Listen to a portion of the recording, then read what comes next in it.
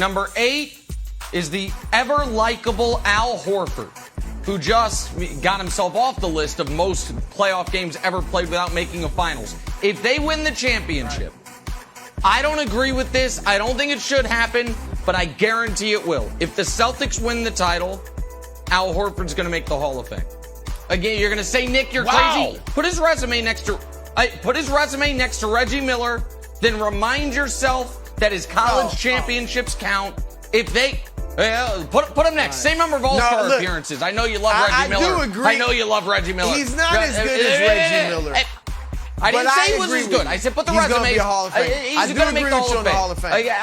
Okay, thank you. Appreciate that. We'll keep going. Jaylen Brown, number 7, sneaky Finals MVP candidate Jaylen Brown. The Celtics have, in the titles the Celtics have won since they started giving out Finals MVP, the best player on the Celtics hadn't won that many of them. Bird only won 2. Hondo won 1, but Cedric Maxwell, JoJo White, Paul Pierce, these guys who weren't the best player tend to win Finals MVP. Jaylen Brown, number 7. Hey. Number 6, Clay. Paul Pierce shot. Oh, I'm sorry. Oh, don't say anything bad about Paul Pierce. Why not? KG was that was a little dagger, like a little slight dagger. Oh, I'm sorry. My apologies to Pete, Paul I Pierce's got 6 your friends, back, one of Pete. which is Wild. The truth. Clay, He's the modern day truth, Pete. Pippen. Hey, okay, yeah, the truth. It tells a little too much truth. Clay, modern day Pippen. 4 rings, 6 finals appearances, the most likable guy maybe in the league. You know what? I am rooting, the most easily rootable player on the Warriors is Klay Thompson. Klay's number 6. Number 5, Marcus Smart. He'll be a New England legend forever. With the late great Tommy Heinsohn, Marcus Smart can slide right into his chair post his career once his playing career is over. Guy will never buy a pint at one of those stinky New England sports bars ever again in his life. He'll be a legendary guy, might have the green hair forever. Marcus Smart, number 5. Number 4, Draymond. Does Draymond become the greatest glue guy in NBA history? Does Draymond become the go-to example for how you can be an all-time great player at 8 points per game? Maybe. He's number 4. I think he's already a lock Hall of Famer. This title would cement it without any question. Number 3, Steve Kerr. Did you guys know Steve Kerr's record in the playoffs is 89-32? Did you know Steve Kerr's record in playoff series is 21-2? 21-2! He's only lost 1 series ever with a healthy Steph, Clay, Draymond, and we know, listen, nobody's going to hold against him when the greatest player ever has the greatest 3-game stretch in the history of the great sport of basketball. Number 2, Steph Curry. Brew, a ring puts him in the top 10 of the modern era. The top 10 of post-Wilt, Russell, Oscar, Jerry, Kareem to now, Steph comes into the top 10. And Steph versus, he becomes the modern era Duncan, the key piece to a long dynastic run, and a fun all-time debate becomes Steph versus Shaq if they win the ring. Number 1, however, is Jayson Tatum. And this shocked me because Jayson Tatum just turned 24. So here is the brief list of guys to have on their resume before they turn 26. A first-team All-NBA, which Tatum now has, and a ring. It is Bill Russell, Kareem, the underrated Walt Frazier. I'm including Rick Barry and Dr. J because ABA erasure must stop. Bill Walton, Larry Bird, Magic, Duncan, Kobe, and Kawhi. Giannis didn't do it, Brew. Michael didn't do it. LeBron didn't do it. Tatum has a chance to do it. He has the most to gain from a championship. That's my list. Not a bad list, Nick. I do agree with you on Horford. It's a great list. I don't feel like he's a Hall of Famer, right? I don't think he's a Hall of Famer. Me but neither. You're right. If they win this championship, he probably does get in. But don't ever compare him to Reggie Miller again. You just slight Reggie all the time. I like your number 1. I do agree. Tatum at Tatum's age, to lead a team to a championship would be huge. He just got in Club Superstar, and now how high does he go? A ring on his finger, that'd be huge. Steph is great because, then you start thinking, okay, the argument's already begun. Will he be top 10 all time? I got a question for you about Kerr. Do you think, because obviously Phil Jackson, I think is clearly number one just on his accomplishments. And the fact that all those great players he had, Jordan, Pippen, Shaq, Kobe, never won a ring without him. Shaq with Pat Riley and Wade, as he was fading. Do you move Kerr ahead of Popovich and Pat Riley if he wins this championship? They ahead both of have Riley, 5. yes. Popovich, no. Ahead of Popovich, I don't mind the no. Riley thing, Riley, right? Because Riley's team was so stacked. Can I say something about Kerr just quickly, do you move? Just quickly on Kerr? Yeah, go ahead. What about the fact that Kerr won 5 rings as a player? What about the fact that Kerr might end with 10 rings?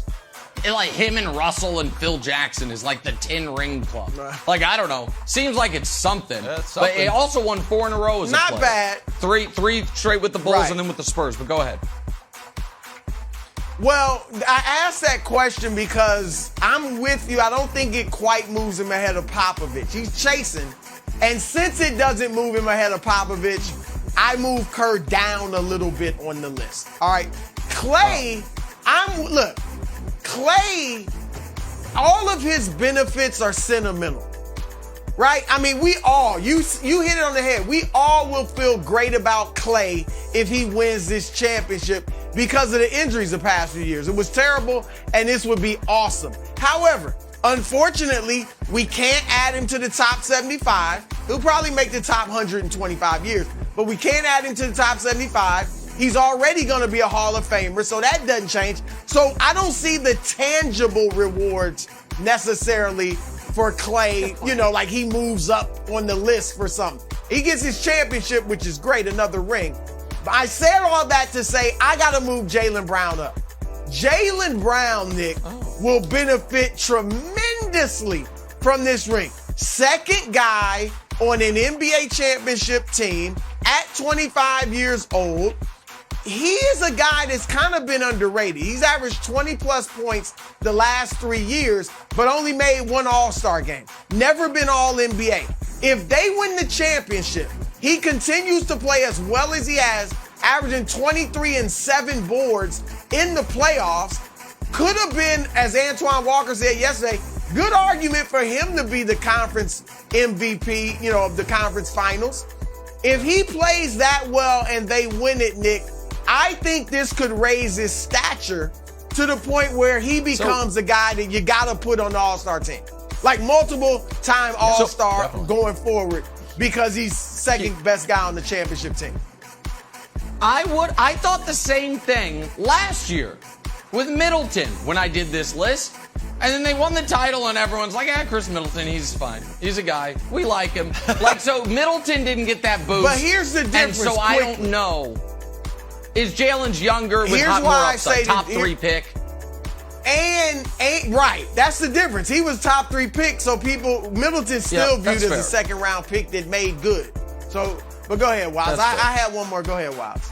I'll save it. Okay, so I had a narrative about Tatum and the players that he had to go through to get to the finals, right? You got to go through KD, you got to go through Kyrie, you got to go through Giannis, you got to go through Jimmy, and now you play Steph as like the final boss of the video game. And then I looked at the coaches that Ime Udoka is going to have to go through. Start with Steve Nash. That's the entry-level coach that you have to go through. But then you go through Coach Bud, who has a 2-time Coach of the Year and a ring. Then you go through Coach Spo, 2-time champion, top 15 guy. Now you go through Coach Kerr, a top 15 guy, 3-time champion, Coach of the Year. So in totality, if the Celtics win, Ime Udoka would have gone through 6 champions, 2 top 15 coaches, and 3 Coach of the Year awards. And he came in 4th, Nick. Yeah. But all of a sudden, you're like, hold on a second. Wow. Are you the best coach in the league? Came in 4th at Coach of the Year, and I think that's okay. I think Monty Williams still deserves that. But I think you'd have to put him in the conversation very quickly for the gauntlet that you just ran through coaching, and to take a team that was never able to get through, all of a sudden you win the championship. I think you're in the conversation immediately for coach of the year. For the best coach in the league. Very good point, Wiles. Very good point. Yeah, did that happen for Nick Nurse? No. He won titles first year. Did that happen for... Did that happen for Ty Lue? No. 2 years later, he was on the street looking for a job for a full year and a half. No, Ty Lue did not get his respect till he went to the Clippers. He was unemployed for a year. Lakers wouldn't guarantee his contract. You know that's because he had LeBron, Nick. You know that's because he had LeBron, and that team reached the finals the year before Ty Lue took over. I get that. My point is, I think Udoka's been unbelievable, Jenna. However, because Kerr won a title in his first year, Ty won a title in his first year, then Nick Nurse won a title in his first year, it's become somewhat commonplace for first-year coaches to win a title that I think it's maybe it won't be viewed as impressively as it has been for other people. And Nurse and Ty both beat Steve Kerr in the finals also. So, for whatever it's worth. Thanks for watching. Subscribe here to get the latest from the show. Also, be sure to check out more of the best clips from First Things First, or go watch a few segments from our other shows on FS1.